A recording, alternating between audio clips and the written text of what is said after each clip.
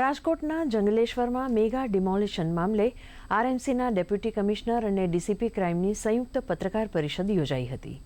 Deputy commissioner Mahesh જાનીએ જણાવ્યું હતું કે 7 સેક્ટરમાં ડિમોલિશનની કામગીરી કરવામાં આવી છે, જે અંતર્ગત આજે 1119 મિલકતોનું ડિમોલિશન કરવામાં આવ્યું છે.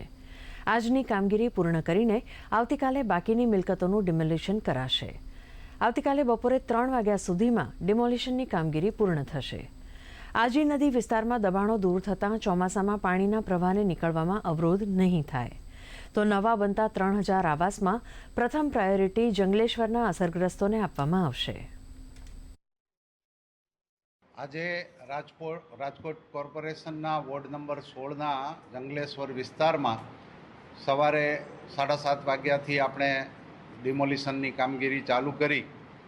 એને સમગ્ર વિસ્તારને આપણે 7 સેક્ટરમાં વેચી નાખ્યો અને કોર્પોરેશનની 42 ટીમોએ એમાં કામગીરી સંભાળી. 260 પ્રકારની મશીનરીનો એમાં ઉપયોગ કર્યો અને ટોટલ 1500 જેવી જે પ્રોપર્ટી આપણે આઈડેન્ટિફાઈ થયેલી એ પૈકી આપણે સાંજ સુધીમાં 1119 પ્રોપર્ટીનું ટોટલ ડિમોલિશન કરી દીધું છે 6 વાગ્યા સુધીમાં. અને અત્યારે બાય એન્ડ લાર્જ બધી કામગીરી અટકાવી દેવામાં આવી હતી.